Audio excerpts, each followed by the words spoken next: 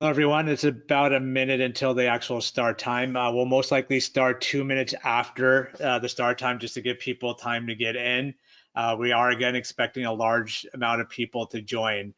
So we'll probably start about 2 minutes after the start time. Just as a reminder to folks, if you do have any questions, please feel free to post those questions in the questions box that's available to you in your GoToWebinar control panel. I'll do my best to answer those questions as we go through, but if I can't get to them, either I'll try to get to them towards the end, or if you could, we have a community forum. If you could post those questions on the community forum, that would be great as well. So again, we'll start in about 2 minutes, and hopefully no one got any Spanish speaking automation at any point during this, as we started. So again, we'll start in about 2 minutes. Thanks.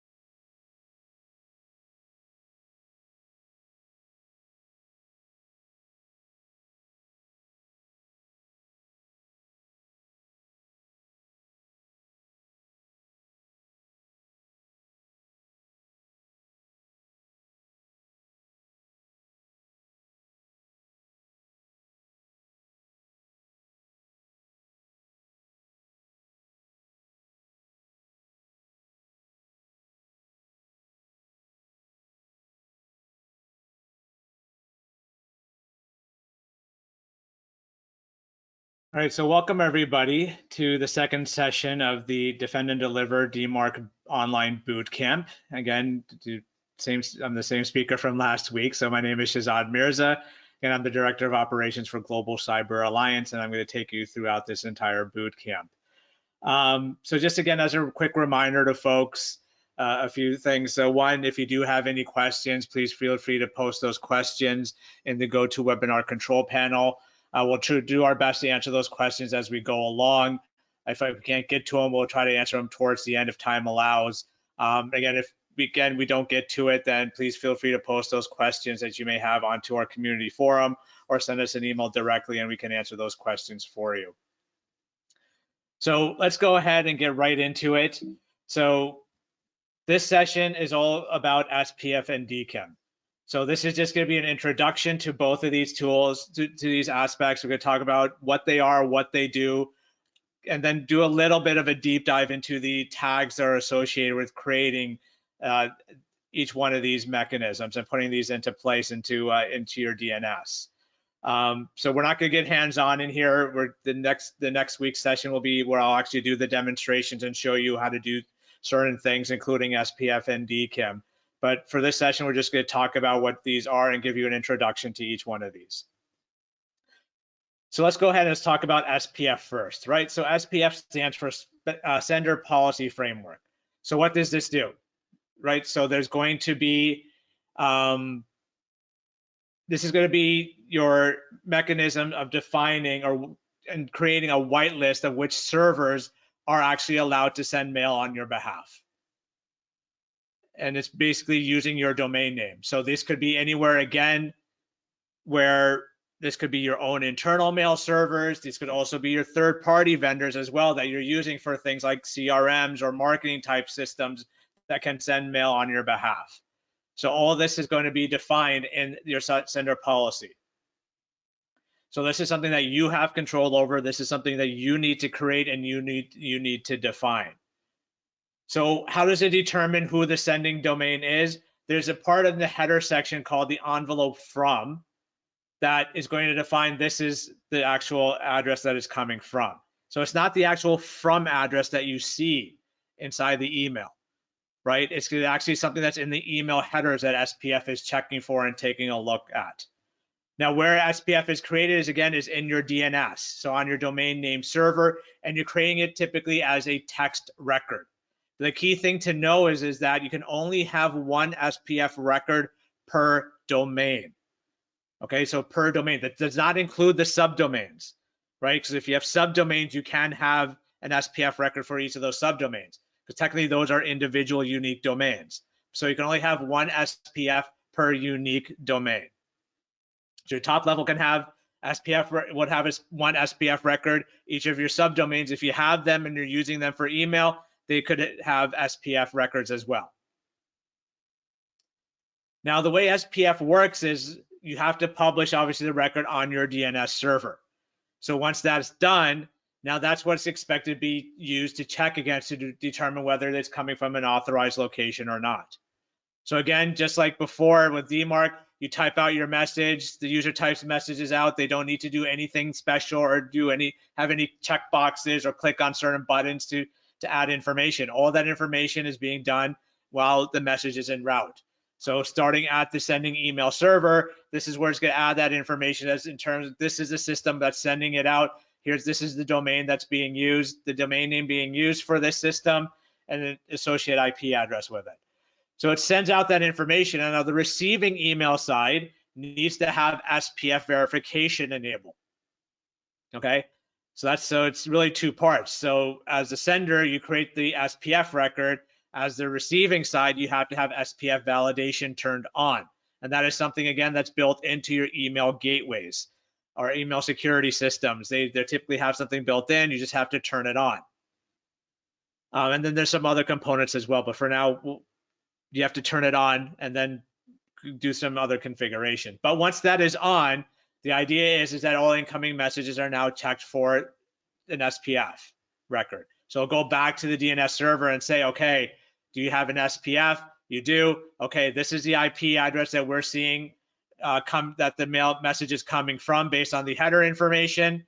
Is it coming? Is this IP address from your domain? One, is it your domain? Second, is it an actual valid IP or domain that's sending this message to us? And if everything passes, the message will go on, assuming none of the other filters that you have are actually blocking anything. Then the second part is that if it fails the SPF check, so if it's coming from something that's not on the SPF record, the idea is that the message should technically fail.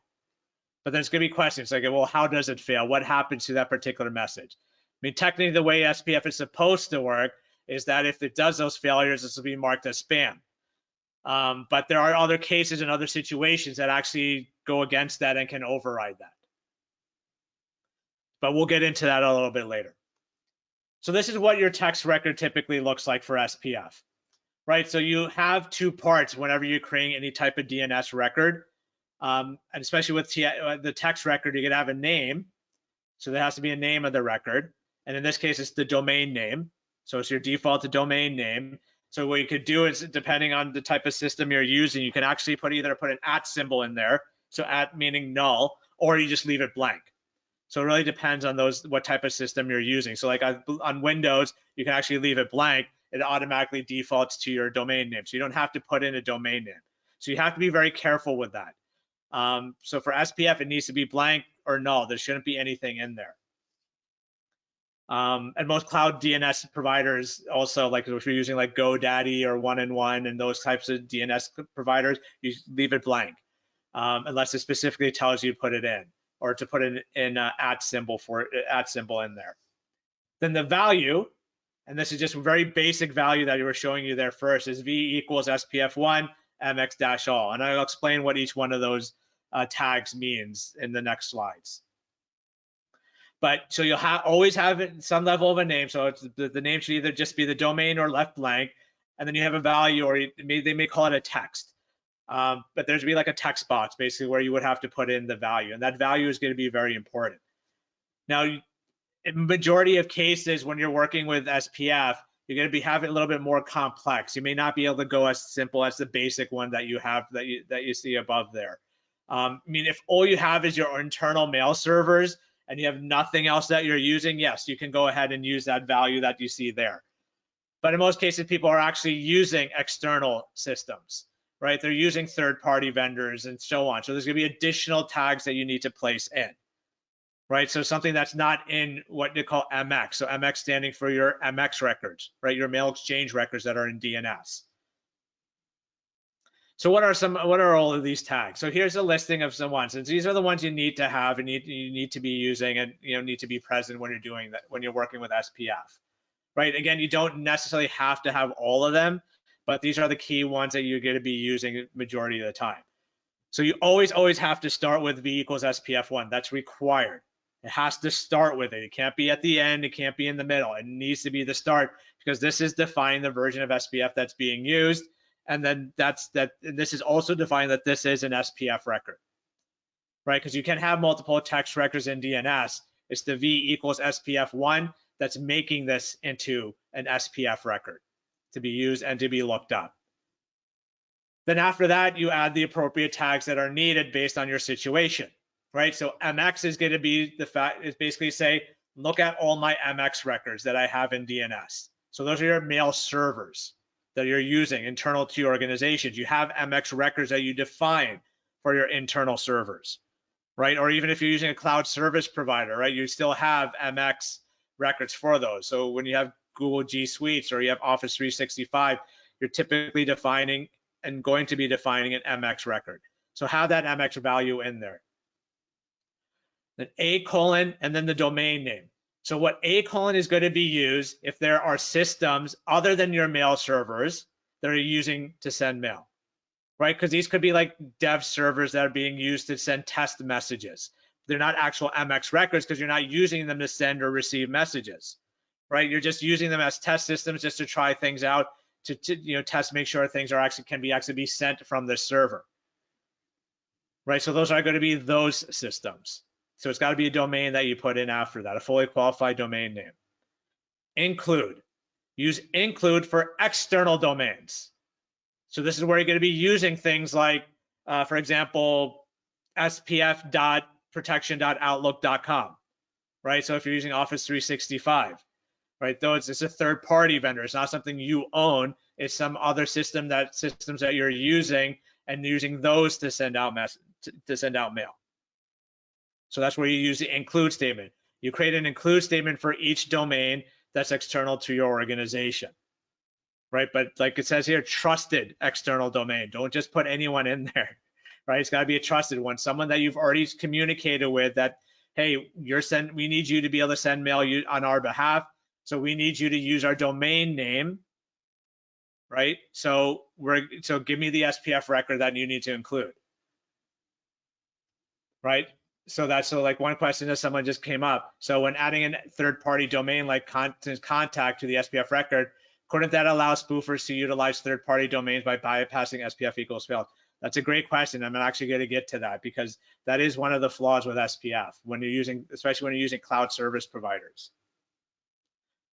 But you need to have the include statement. So because what a lot of people tend to do with the include statement is they say that they have a third-party vendor, and what they do is look up their mail servers, the third-party vendor's mail servers, or look up the third party's SPF records and just copy those and put these in here. You can't do that.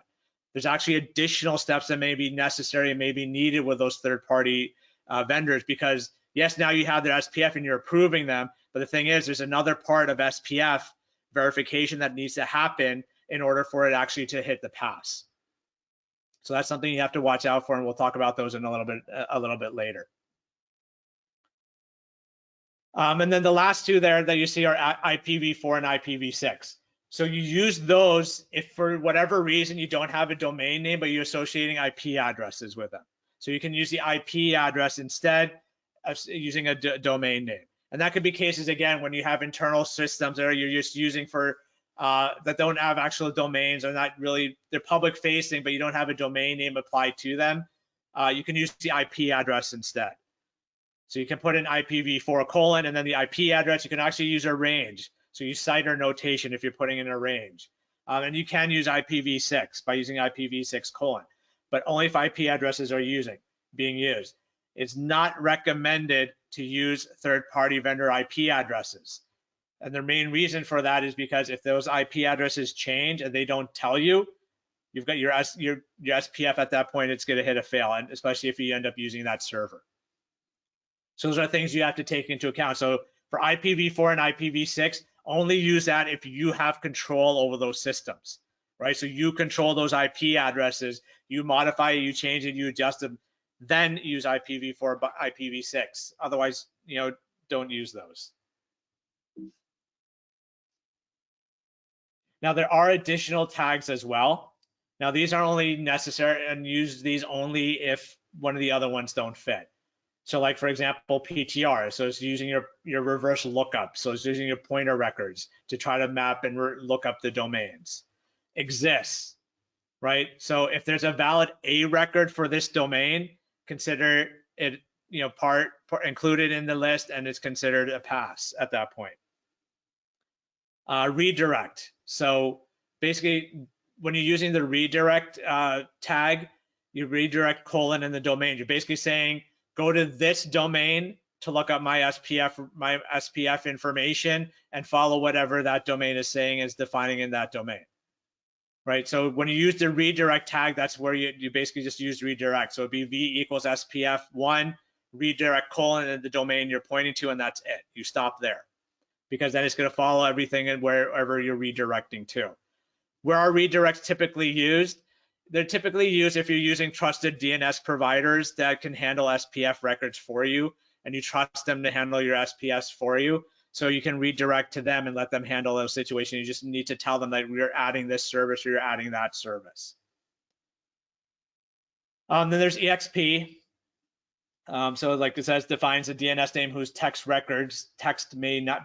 be returned with any failure messages. I don't see this one typically used too often. I mean, honestly, from my history, I have not seen it. That doesn't mean it hasn't been used or it's not being used.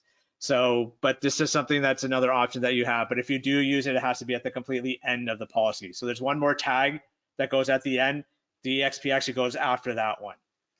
Then there's an option for macro expressions, and we're not going to get into that because that in itself we can spend an hour or so just talking about macro expressions. They're very complex. They can be very confusing. If you do not use them in the correct fashion or in the correct way, you can break things and you can run into a lot of issues. So you have to be very careful. So macro expressions is really a very advanced level of using SPF. But we'll provide resources and links to stuff that can actually give you those if you do want to take a look into those. So we're not really going to get into those at the moment. So one question is do source servers such as SharePoint need to be included if they're going through an SMTP relay, such as an Exchange hybrid server?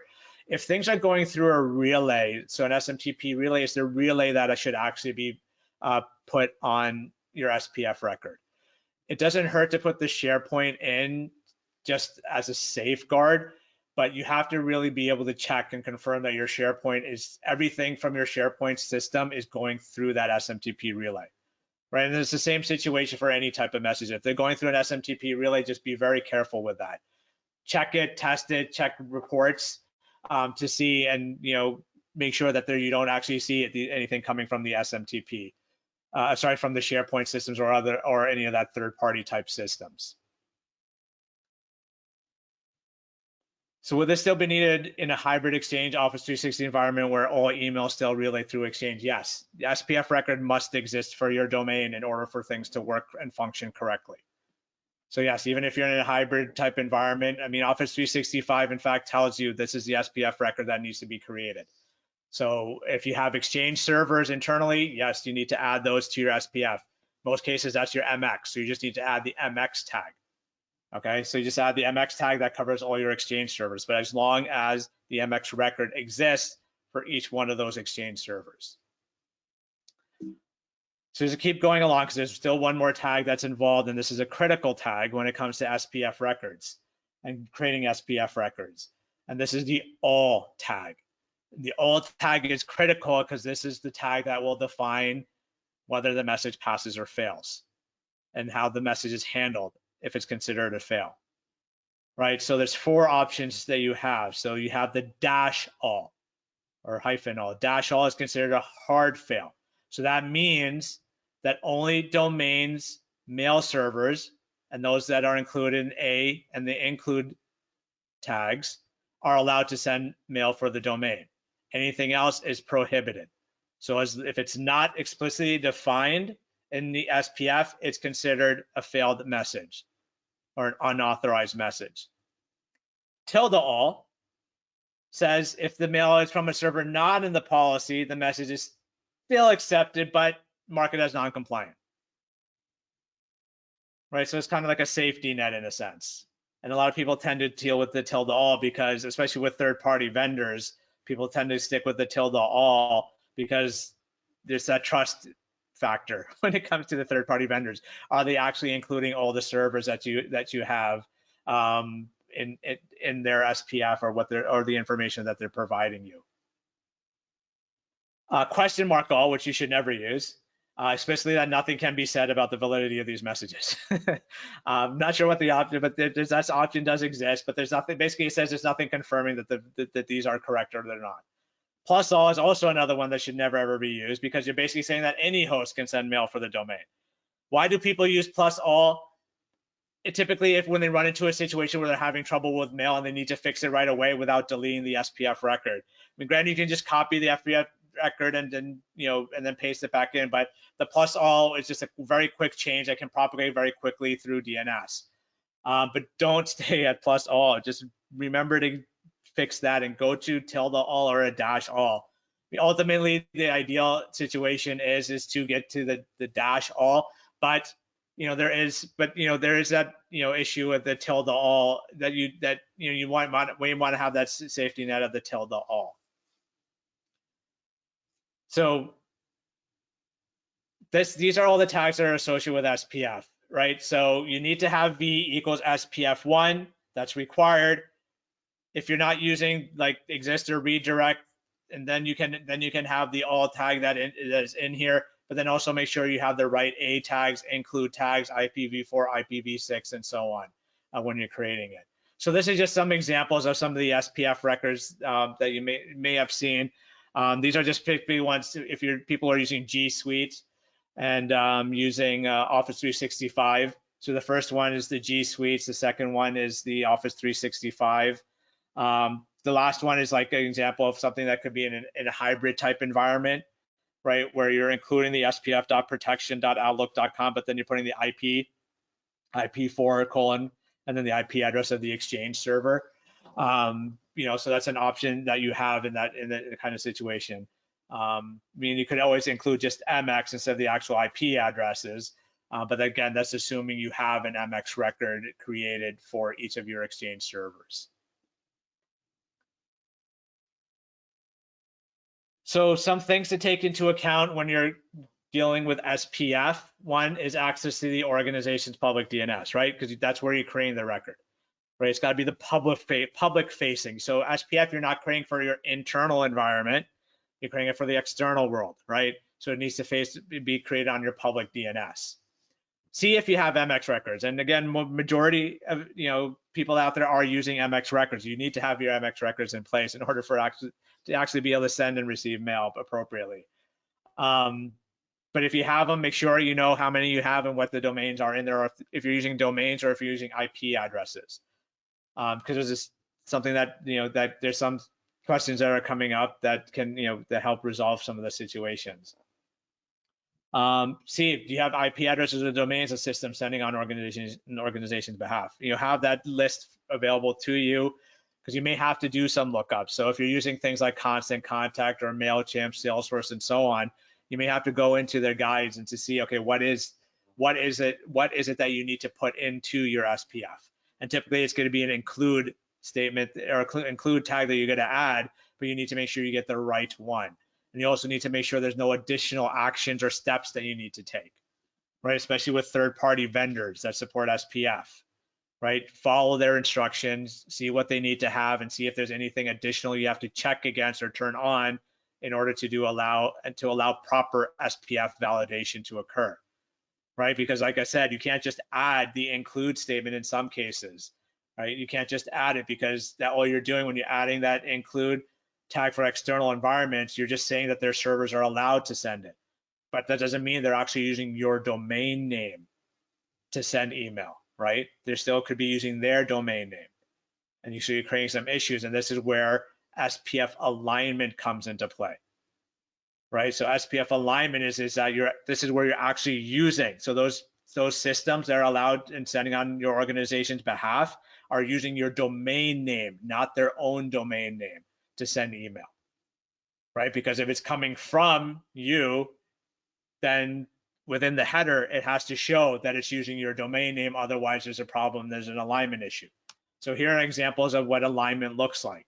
So good alignment means, so in the from, so info@globalcyberalliance.org, and then the return path or the envelope from, this is showing also info@globalcyberalliance.org. But the key is not the info at, the key part is the domain. It matches globalcyberalliance.org, globalcyberalliance.org, right? So and then in the header, it should say received SPF. It passes because the domain is designated and so on, right? So that check is in place. But one that could fail is this one. So here it says it's from info@globalcyberalliance.org, but the return path is an rsgsv.net ad domain. So it's a MailChimp domain, right?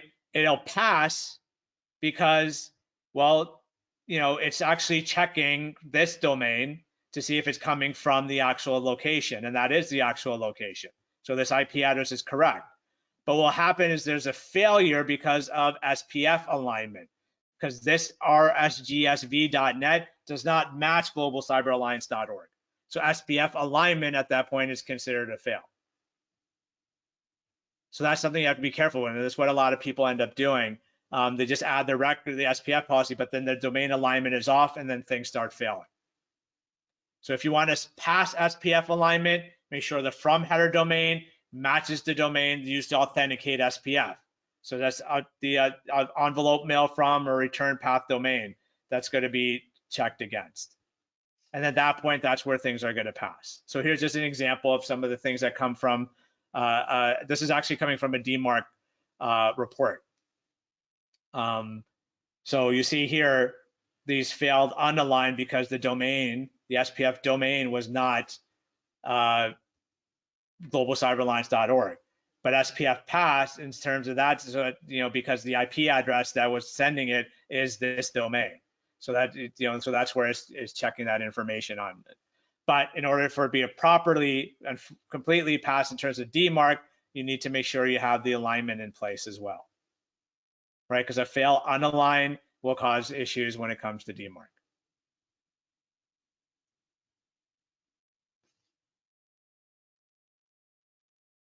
So is the order of the A colon, the include colon important? No, the order of order of A colon to include is not important. I mean, you can either one. It just has to be you can put them in any order that you need. So not necessarily a requirement in that sense. So hopefully, there's a lot of questions and some of these shortfalls that I'm going to hopefully answer a lot of the questions that are coming through here. So there's a few things that have to be taken into account when it comes with SPF. One, like I said, that SPF verification has to be enabled, but the other factor is the recipient side has to figure out how to handle those failed messages, right? Because when I showed you the tilde alls and the dash all, when the hard fail and soft fail, what happens, right? The message is considered a fail. It doesn't say what to do with the message. It's a fail. Do we put it into the spam folder? Do we drop it? What do we do with it? The recipient has to make that decision, right? And that's where it's a problem, because the recipients, and what people tend to do when they turn on SPF verification, they see a lot of valid emails actually coming through in the admin's quarantine folder. And like, these are all valid. Why is SPF verification not working? It's because the SPF policy is not set up correctly. So they forgot to put in an IP. They didn't put in the MailChimp servers or a Salesforce servers or whatever other servers. So things are failing, but yet they're legitimate messages. So this is where things become an issue and things become a problem at this point. So this is something you have to take into account and take into consideration, that the recipient has to make that decision. Plus, there's no mechanism to determine if the message is rejected or bounced, unless the receiving side decides to send you a bounce message back, letting you know of these things. But you may not get those rejected or bounced messages. That may not happen. There's a potential of that. So there's no reporting mechanism that will tell you that this is happening. So you're not going to get that reports, like saying that these reports back that these messages are failing. And that's by using SPF. So one other question someone said, well, if we're using these third-party providers and cloud service providers, what's to prevent any other domain that's on that hosting provider from using your domain? Nothing, right? Just by using SPF alone, there's nothing stopping them from potentially using your domain, right? That's Office 365. You have the SPF records because they're giving you a generic server. They're not giving you something specific to your domain, right? They're not assigning specific servers to your domain. They're just giving you a generic one. So therefore, what's to restrict people from using your other people using the same service from using your domain? So by using SPF alone, right now, nothing. There is a 10 domain lookup limit when it comes to SPF. What does that mean? So if you have more than 10 domains in your SPF, that includes ones that are nested underneath it, it's not going to go beyond the 10 domain lookup. It's going to stop at 10 domains. Right, so that's where it's like the order, the A and the include could potentially matter, but that's one of the issues with using SPF, and I'll talk a little bit more about that in the next slide. And the other thing is, remember, what does it actually validate, right? It's not the header from, but the envelope from that's being used to determine what the sending domain is, right? Because the header from can be whatever it wants, but if behind the scenes the envelope from is a completely different domain, and that could technically pass, you're okay, right? So that's where remember to take into account SPF alignment.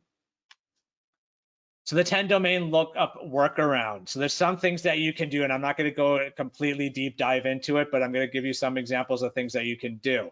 So one is it's called SPF flattening, and what you do here is, instead of using domain names, use IP addresses.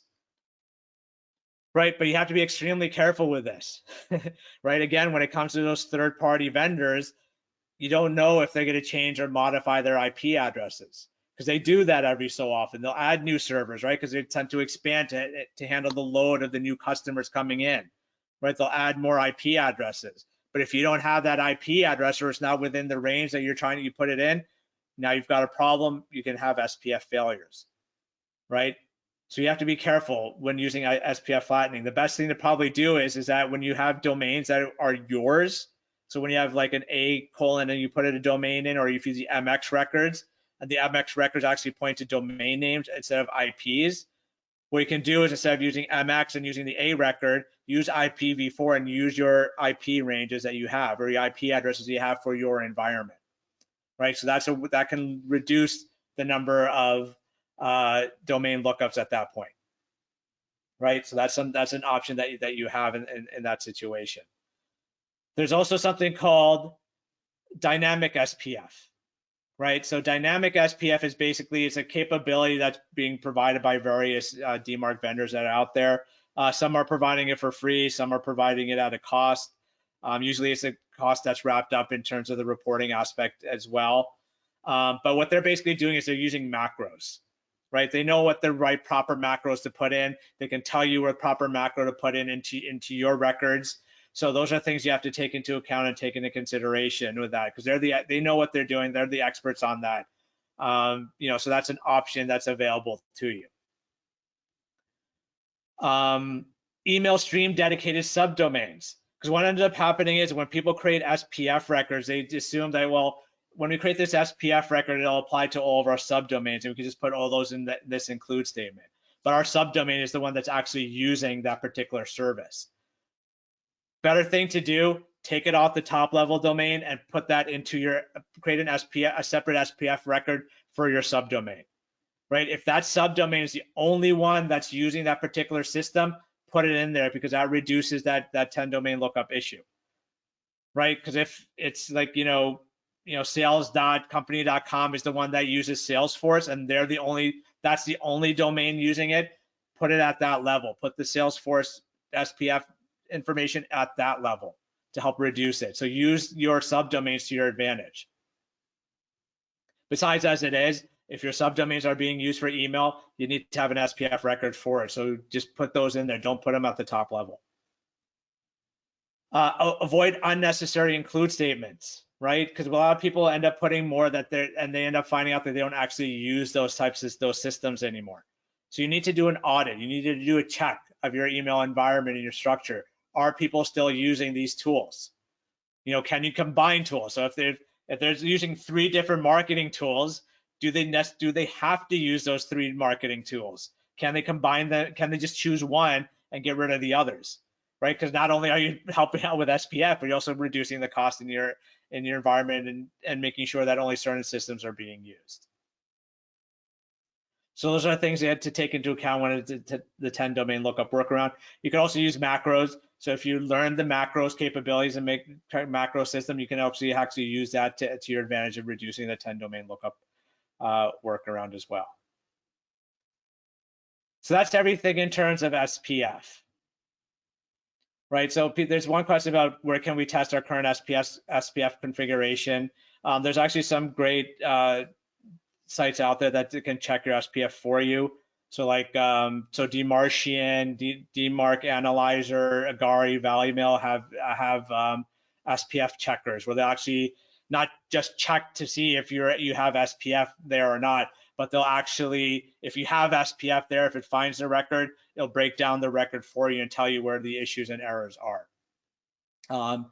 If you think you have an SPF record, but when you do MX Toolbox or the other tools to look at it, go back and check, because again, make sure there's no name associated with the domain, right? Because if you added companyname.com in the field, you may have done company.com, company.com. And then there's the SPF. So check your SPF records and make sure that that text box before the domain name is empty and null. All right, so for time's sake, I'm gonna go keep rolling along.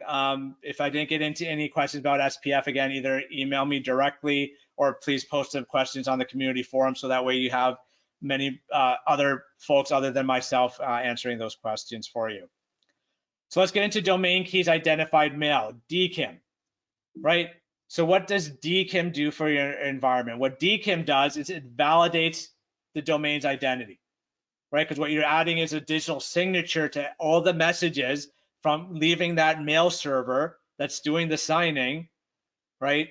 Adding that additional layer, for that way there's an authentication check that's occurring for every single message that's happening at this point,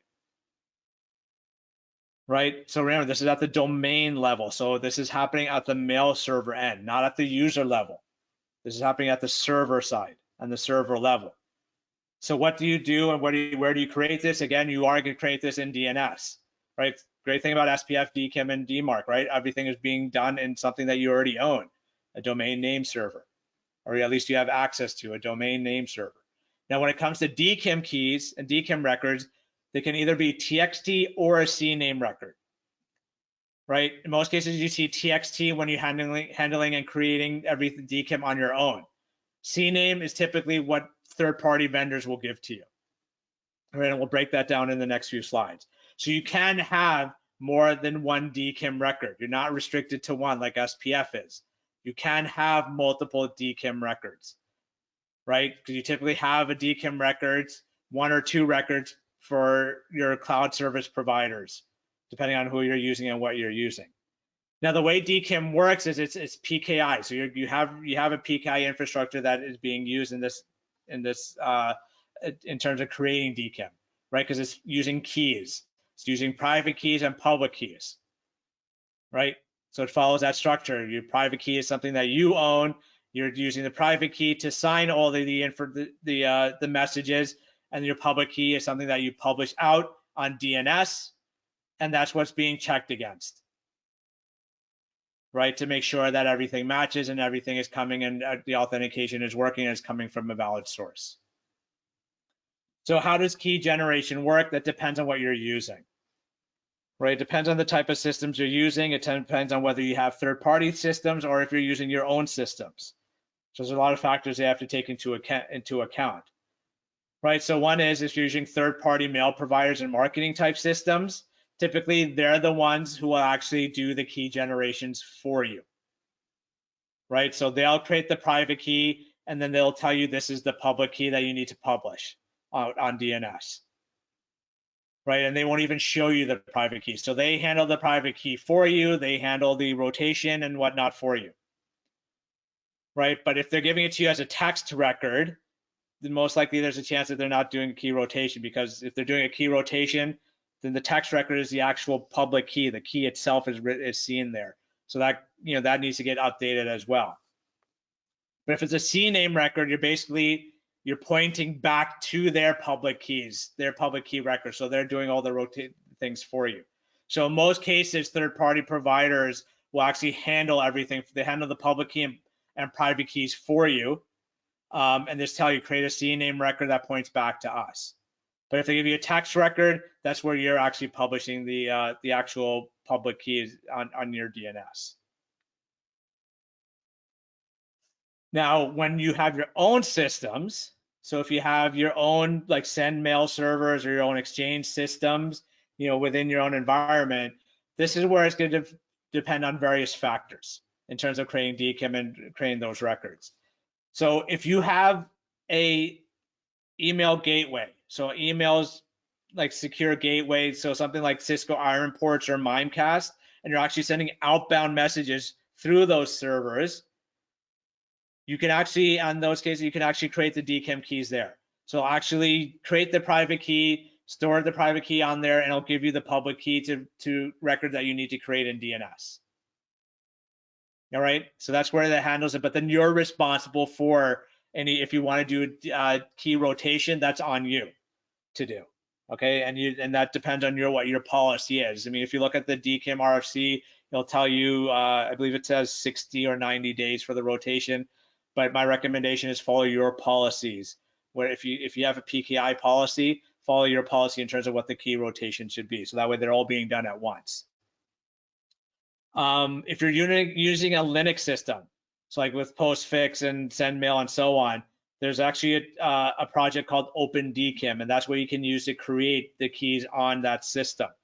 I believe like on sendmail and most of the mail systems that Linux uses, that the Open DKIM is actually built into it, but you still have to run it to create the keys so the keys go in the right place so the signing can actually occur correctly.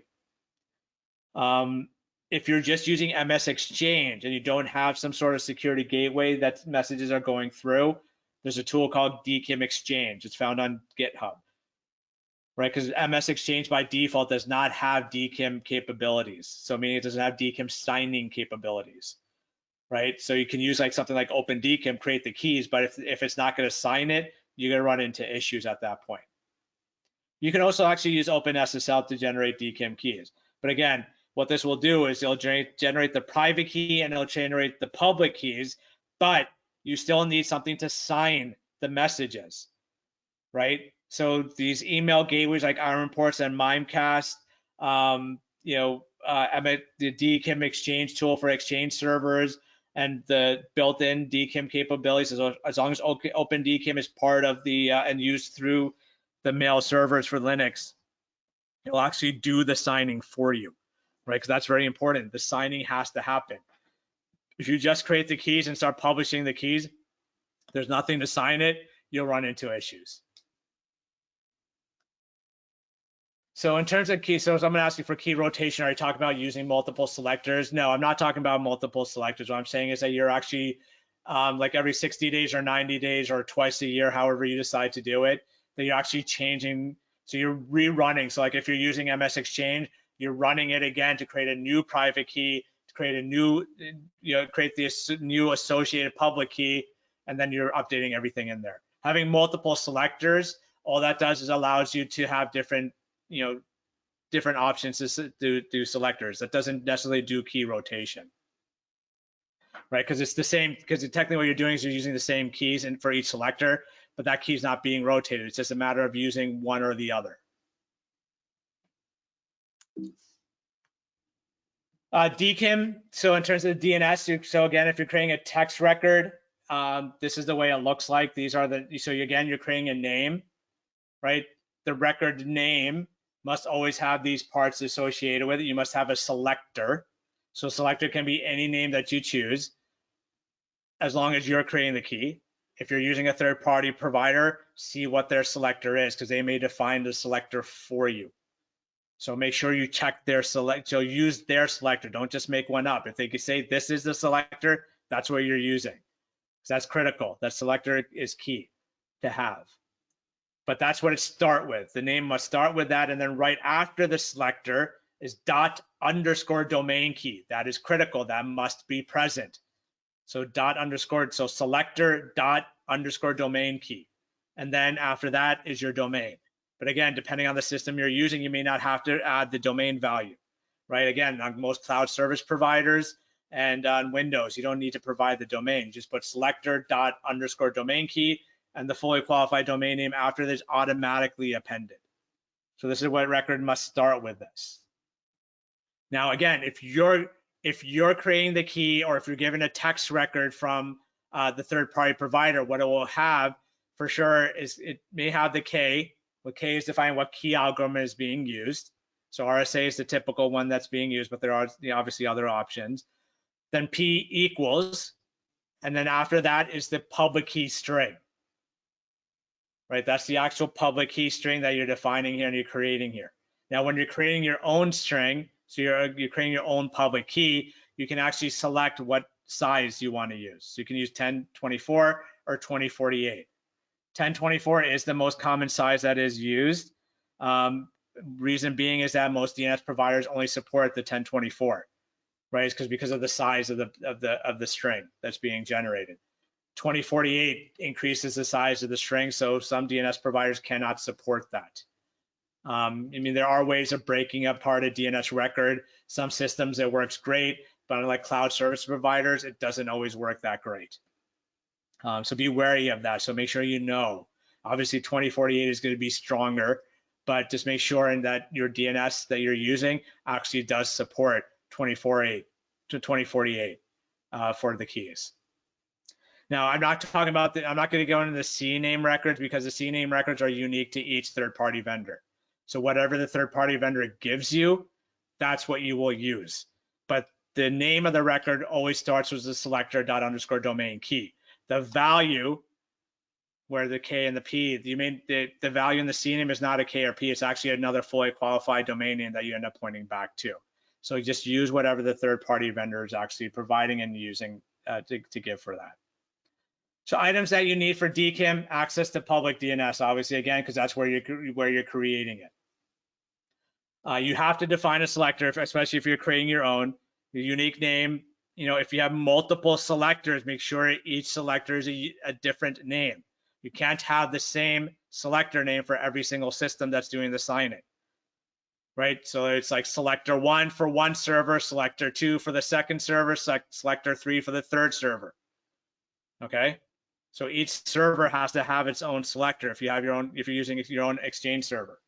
But if that's the benefit of having one single gateway, so if you have that email security gateway, you can use one selector rather than using multiple selectors.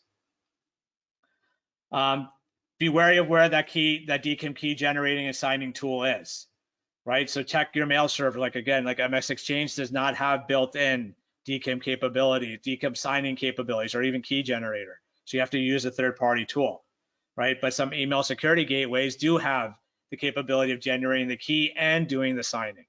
So if you do have that, use that over the like the MX Exchange tool that's there.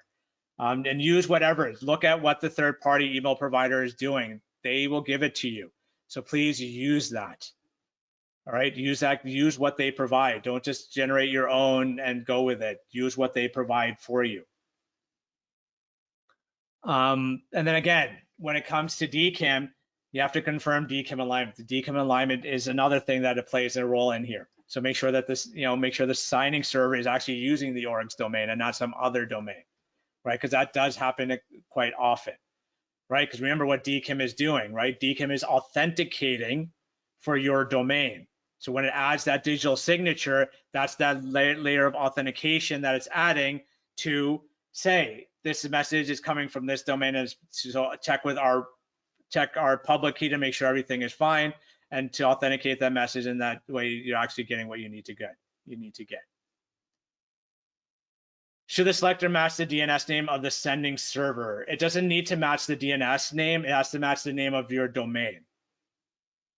So, oh, sorry, let me take that back. So you're asking just the selector. So the selector, no, it does not have to match the name of the DNS sending server, but it has to, the selector needs to be the same name as whatever you're doing for the signing, right? So that way the server that's doing the signing knows which selector to make sure to check against, right? Because that's part of the check that's happening when the email message is being sent and received, right? So when the receiving end is checking it, it's going to check to say, okay, there seems to be a DKIM signature attached to this message. So in the message header information, you'll see a DKIM signature similar to what you see here. It's going to look at the domain. So I've highlighted here D equals globalcyberalliance.org, and then S equals is your selector, right? It's going to check for this. This is how it knows which selector to check against. It's when you have multiple keys, right? So that selector name needs to be unique for each server.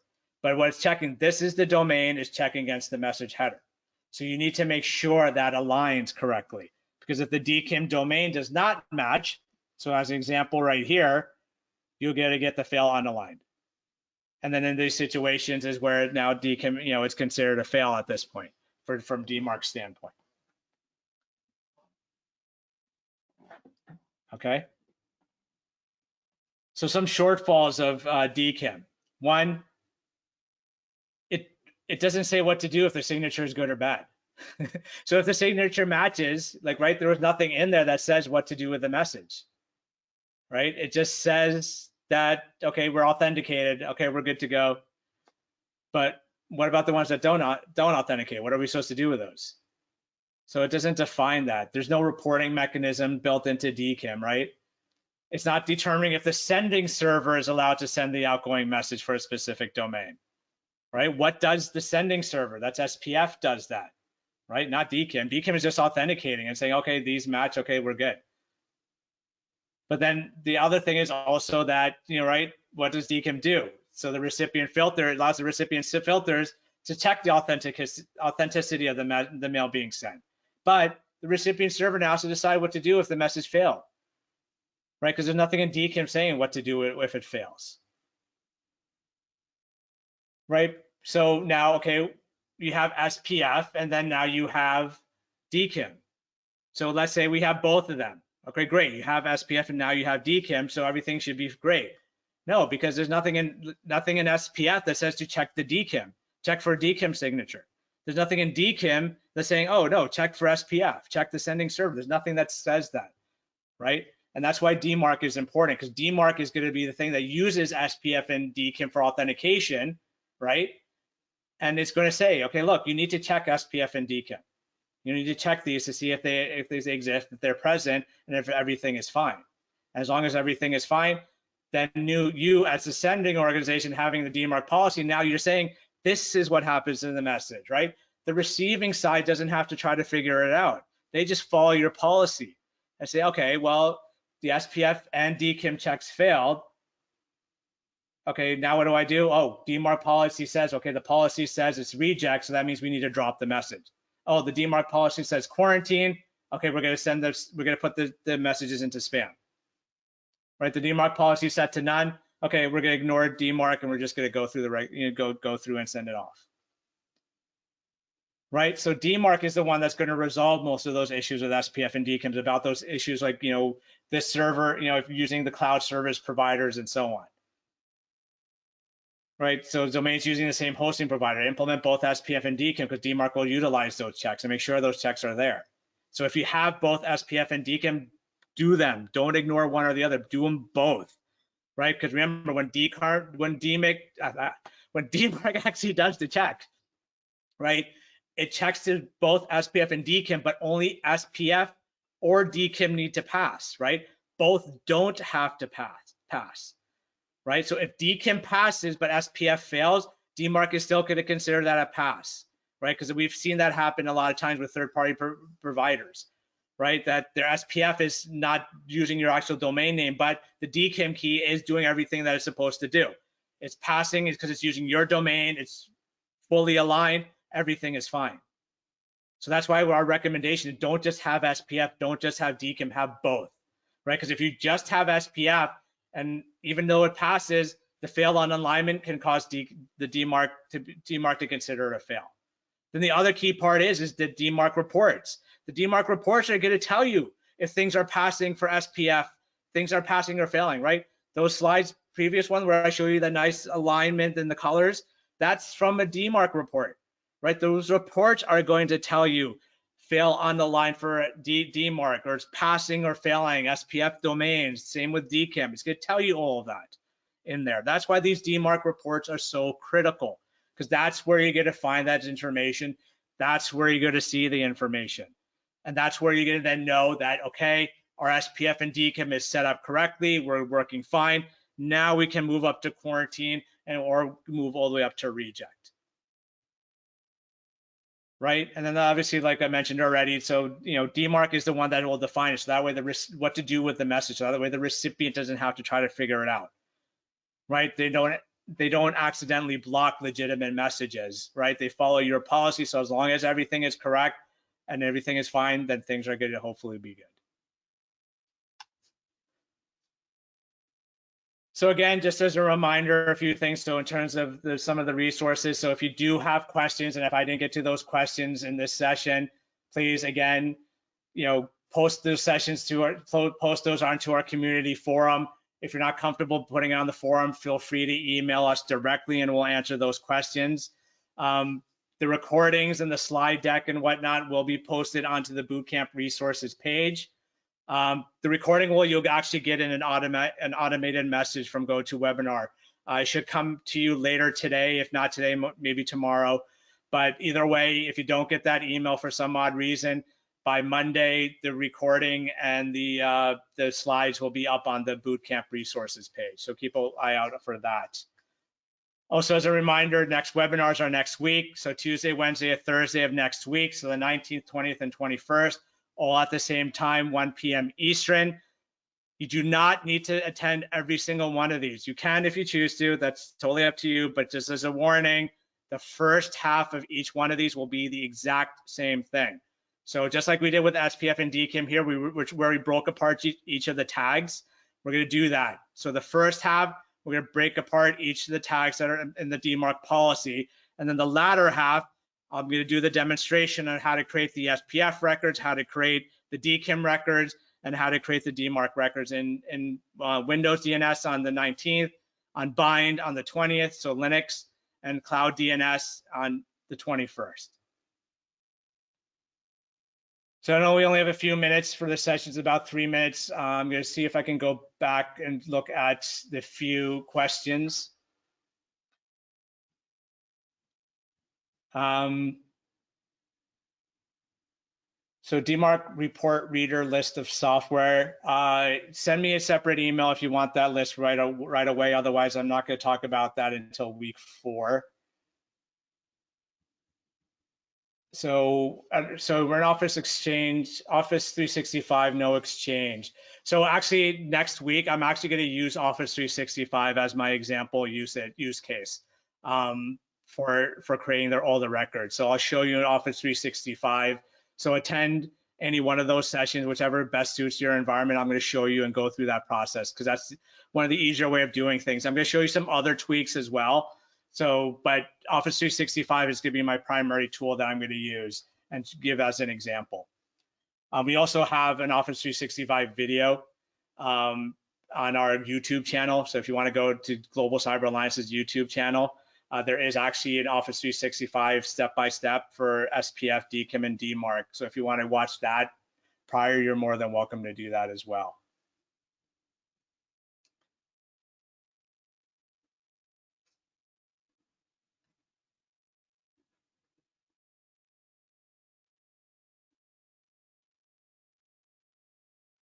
Is there a way to automate key rotation? So for DKIM, I have not seen a way of doing that.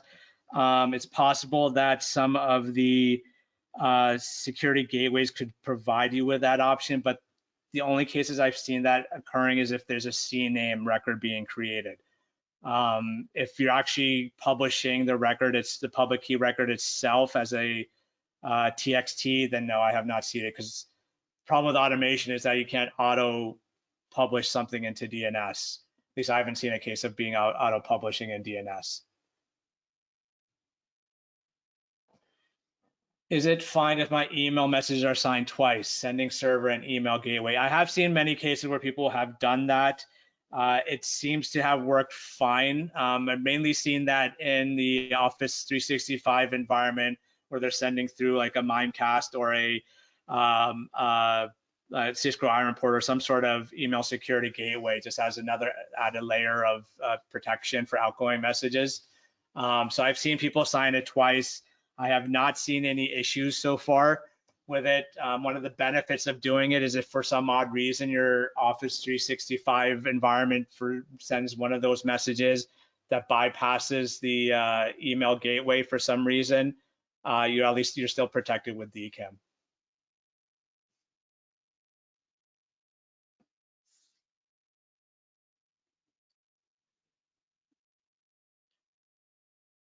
So someone's asking about spacing in terms of it. You should just have one space. I haven't seen any issues where if people accidentally put in additional space, I haven't seen any issues where that causes a problem, but you only need one space. You don't need more than that.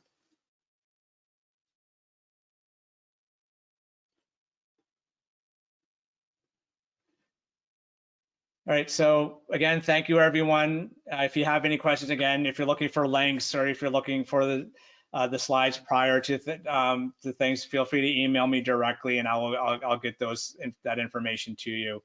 Again, preferably we would like people to really post to the community.globalcyberalliance.org, because if you email it to us directly, we may not be able to respond to you right away. But in the community.globalcyberalliance.org, there are a lot more people, other people other than myself, and some people from our team that are on here and that will actually can answer a lot of your questions. And we have told them the forum is strictly for answering technical questions or any questions about different things. It is not meant to be a sales pitch or used for sales. If someone does that, let us know and we'll warn them and potentially kick them out. But again, thank you. We were 2 minutes over, but thank you for those who stayed longer than this. That's great. Again, you're going to get full credit as long as you stayed for 45 minutes or longer for these sessions. So you'll get full credit for it to get that certificate of completion at the end. So thank you, everyone, and enjoy the rest of your day, afternoon, or evening, depending on where you are in the world.